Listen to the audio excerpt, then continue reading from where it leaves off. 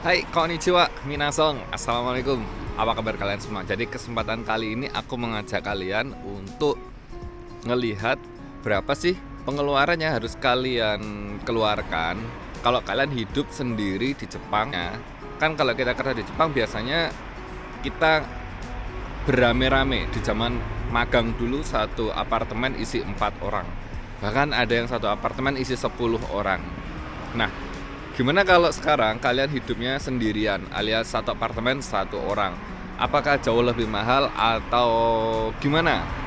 Kalau kalian penasaran, ikuti terus videonya karena saya akan kasih lihat kalian perbandingan di dua kamar. Maksudnya adalah ini yang satu kamar saya sendiri, yang satunya lagi kamar teman saya. Karena orangnya lagi cuti, jadi saya yang bayarin terlebih dahulu. Langsung saja ke videonya. Nah, jadi sekarang kita ada di Family Mart. Family Mart ini tempat nanti kita bayarnya supaya gampang. Ini ada 2 slip.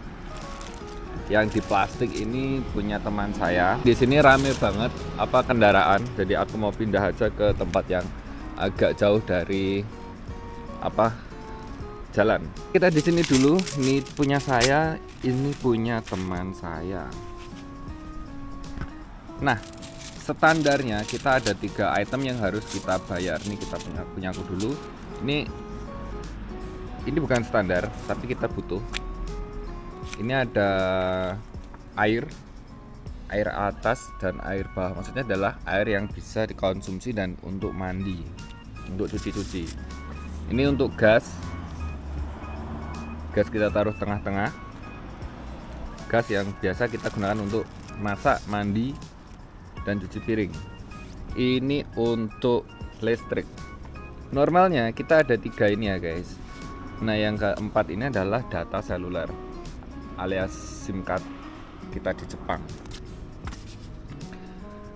Biasanya kita harus ada wifi juga, tapi karena saya sudah pakai data saya sudah lumayan cukup untuk mengcover kebutuhan saya selama 1 bulan. Jadi saya nggak pakai wifi. Nah, ini kita lihat punya teman saya.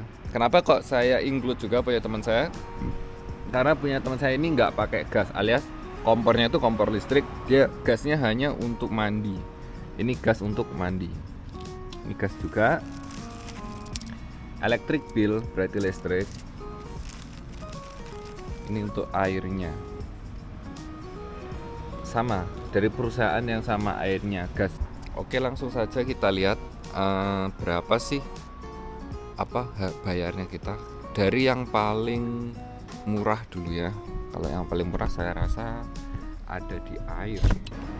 Untuk air, sorry ini settingnya nggak pas, saya nggak punya tripod. Soal ini punya aku yang untuk air ya. Untuk air kita lihat jeng-jeng 1 bulan ini, bulan 12 saya menghabiskan 3.400. Kelihatan nggak sih?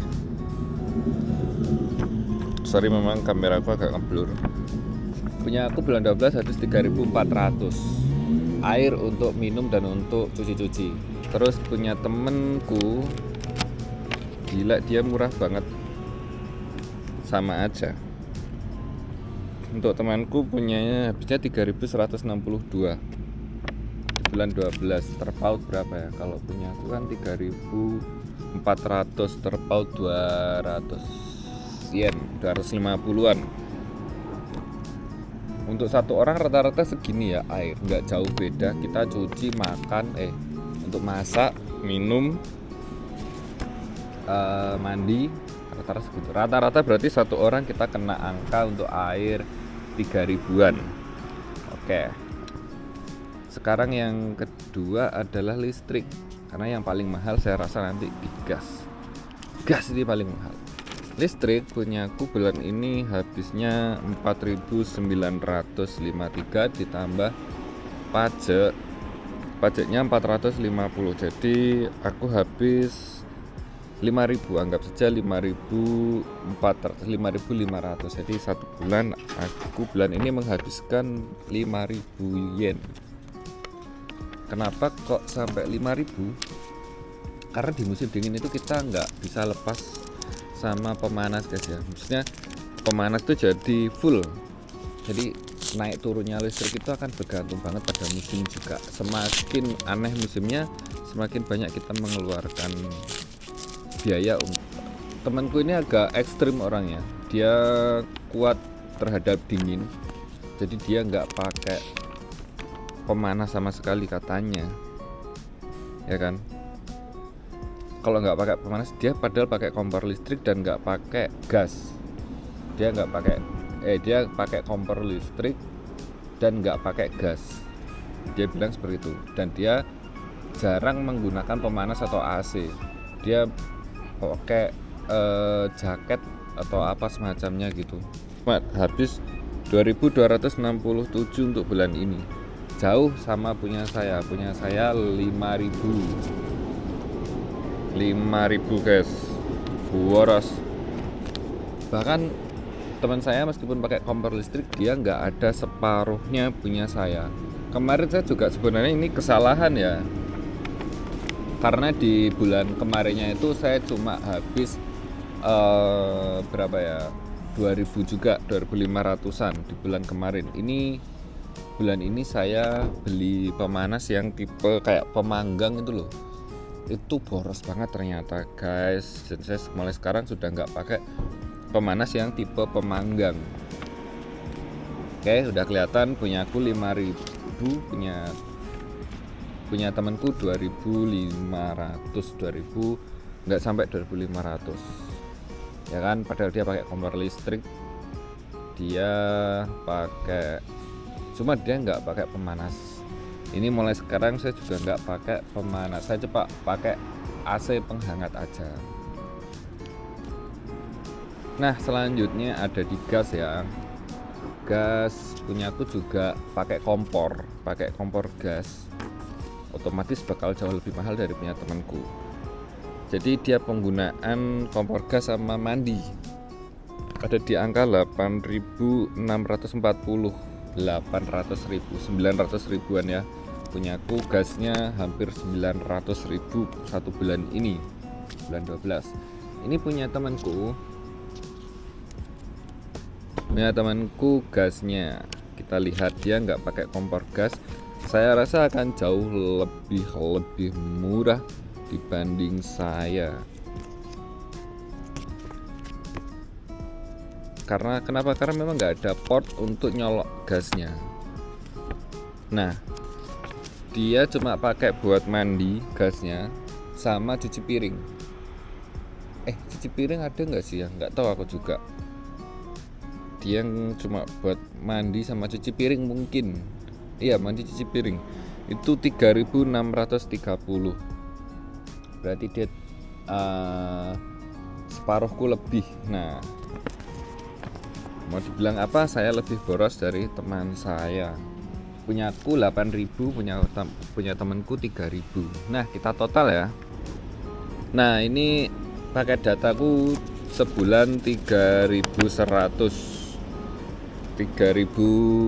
ini pakai data satu bulan, bisa dibilang 300.000. Oke, kita total mulai dari ini 5.600, berarti 5.600 tambah 8.000 11 tambah 3 16, 1.600.000, 6 tambah 3 lagi 9, 1.900.000 tambah pretelannya tadi kita bulatkan jadi 2 juta. Jadi bulan ini saya spending 2 juta untuk gas, listrik, air, dan paket data.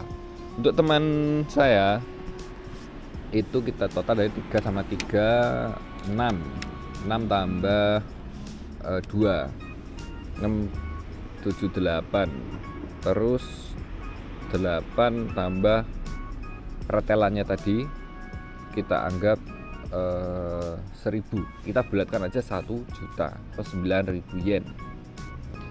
Jadi temanku separuhnya punyaku. Saya boros di gas sama listrik. Untuk di air sebenarnya pemakaian sama ya, rata-rata boros ya. Kalau musim dingin itu memang boros, tapi sebenarnya masih bisa kita irit di angka, kita bisa masih tekan di listrik. Di listrik ini masih kita tekan dengan cara stop penggunaan Danbo yang tipe pembakar jagung. Kalian tahu nggak yang kayak pembakar jagung? Nanti saya kasih video juga. Itu listriknya boros. Kita tekan lagi di gas kita kurangi penggunaan gas. Saya rebus air, saya kurangi, alias sudah mulai saya tekan. Saya sekarang nggak rebus air pakai gas, saya lebih menggunakan kettle listrik atau pemanas air pakai listrik. Itu intinya kayak gitu. Kehidupan di Jepang itu untuk utilitas seperti ini 2 juta itu normal guys, murah. Itu udah pasti. Hampir semua teman-teman spending 2 juta itu pasti nanti akan, ya kalau lagi boros nggak sisa kayak punyaku ini. Kalau pas lagi irit bisa aja sisa entah 200.000. Sorry, ini dalam bentuk rupiah atau mungkin 300.000. Undi seperti itu, kenaikan enggak. Kalau punya temanku ini horor, bisa dibilang dia extremely ngirit banget. Extremely ngirit karena saya bilang gitu apa? Dia nggak pakai gas, dia pakai kompor listrik. Kompor listrik pun ngirit banget ya, cuma 2000-an. Jadi dia nggak pakai pemanas kayak punya aku Danbo atau pemanas jagung tadi. Tapi dia AC, tapi yang panas, yang anget, yang bisa mengeluarkan anget. Tapi untuk tidur dia matikan. Jadi dia nggak tidur pakai ini. Jadi dia itu sama sekali nggak pakai penghangat ketika tidur kecuali pakai selimut aja. Jadi di sini aku masih pakai karpet hangat, saya tidur pun masih pakai AC pemanas. Saya tidur pakai itu. Jadi saya nggak bisa tidur tanpa pakai pemanas. Saya pasti kebangun kayak gitu. Nggak tahu kenapa tidurnya jadi nggak bisa sampai pagi. Mesti jam-jam pertengahan malam, jam 1, jam 2 itu di suhu yang minus itu auto kebangun kalau nggak pakai pemanas tadi. Di luar biaya ini apartemen itu rata-rata 3.500.000. Jadi kita kalau semuanya bayar sendiri, kita bisa spending antara 5 juta sampai 6 juta per bulan untuk utilitas jika asrama itu kita tidak dibayarin. Nah, tetapi untungnya saya dapat subsidi untuk bagian asrama, jadi nggak yang semahal itu. Saya asramanya itu 1.500.000. Jadi total 1 bulan saya ngebayar itu bulan ini 3.500.000 untuk listrik, air, gas sama kos-kosan. Ini mahal atau enggak? Nah, kalau kita pakai rupiah ini mahal guys. Gajinya harus berapa? Tapi kalau kita di Jepang, ya ini masih bisa dibilang murah, tapi dalam artian yang sedikit agak boros. Murah tapi artian sedikit agak borosnya. Kalau ada perusahaan yang sudah berani memberikan kita apartemen sendiri, itu artinya perusahaan itu adalah perusahaan yang bisa dibilang besar ya. Dibilang itu agak sedikit pelit gitu. Karena saya pengalaman tinggal berempat itu di tempat yang lama itu 8.000, sama tinggal di tempat lama itu per 10 orang. Satu rumah 10 orang itu pun juga 8.000. Ya kalau dibilang 8.000 itu susuk ya, dalam artian gini. 8.000 dikali 10 8 juta untuk 1 bulan. Itu bisa dibilang uang itu masih ada sisa. Murah mana kalau dibandingkan? Kita lihat lagi gajinya gitu. Even dengan seperti ini malah lebih nyaman kita. Kalau saya boleh jujur, dengan saya bayar ini, penghasilan saya di perusahaan yang lama yang sebulan 8.000 sama saya masih gaji kotor, terus saya bayar ini, gaji saya masih lebih banyak di sini. Meskipun saya harus bayar listrik, air, wifi, segala macam sendiri tadi 3.500.000, dibanding ketika saya masih tinggal bersepuluh itu lebih hemat masih lebih hemat. Penghasilan saya lebih besar di sini. Ya itu adalah sebuah opsi ya. Kita nggak bisa, karena gini loh, kenapa kok saya bahas itu, karena ada statement percuma kita itu kerja di Tokyo, percuma kita kerja di atas kalau kita tuh masih semuanya bayar sendiri, gaji kita juga habis. Nggak gitu sebenarnya, konsepnya nggak gitu. Kita hanya untuk menghibur sendiri gitu loh, menghibur diri banget. Karena dengan kita bayar sendiri gini bukan berarti gajinya itu habis gitu, masih lebih banyak dibandingkan di tempat yang seperti itu gitu loh. Udah jauh banget, beda jauh. Jadi gini, semuanya gaji kita bersihnya 10 juta di tempat lama gitu lah. Terus dipotongnya 1 juta gitu. Nah di tempat yang baru gaji kita 20 juta, dipotongnya 3 juta. Nah, masih sisanya masih ada. Itu ada perumpamaan ya, perumpamaan saja. Jadi bukan berarti kalau kita kerja di daerah kota itu uangnya habis untuk hal-hal seperti ini. Ya mungkin iya kalau seumpamanya apartemennya nggak disubsidi, karena paling mahal akan di apartemen, sekitar paling murah itu 3 jutaan. Tapi kalau kita apartemen dapat subsidi, subsidinya itu 2 juta sendiri ya kalau di tempatku. Jadi masih bisa dibilang murah kalau saya menghabiskan 3.500.000 sebulan. Itu masih bisa ditekan dengan ya penderitaan kedinginan atau kepanasan kalau kalian kuat. Intinya nggak pakai AC aja. Jadi seperti itu biaya hidup di Jepang. Sekedar sharing aja buat teman-teman. Nanti kalau ditanya opsinya kalian mau gimana nih, ya mau hidup sendiri atau mau hidup bareng-bareng? Kalau aku sih hidup sendiri-sendiri aja, mestinya nggak yang satu apartemen campur gitu, nggak enak. Karena semuanya sudah saya cobain dan ternyata hidup sendiri di Jepang itu jauh lebih nyaman, jauh lebih bahagia, intinya seperti itu. Karena pun juga otomatis kalau kayak gini gajinya juga pasti nge-up lah ya. Nggak mungkin perusahaan itu tega sama kita gitu. Nggak mungkin biar gajinya habis buat bayar tuh, enggak. Nah jadi seperti itu. Kalau kalian suka sama konten seperti, klik tombol like, comment, subscribe, dan supaya channel ini bisa terus berkembang dan memberikan informasi yang bermanfaat untuk teman-teman semuanya.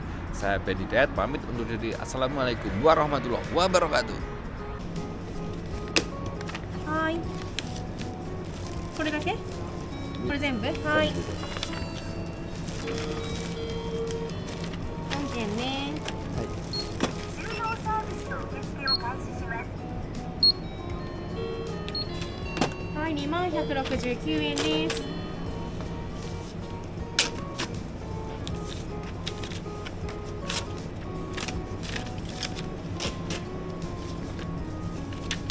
はい、ありがとうございます。1234円のお返しと、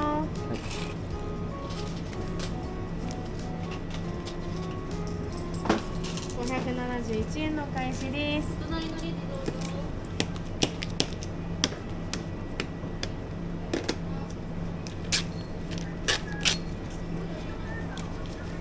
はい、ありがとうございます。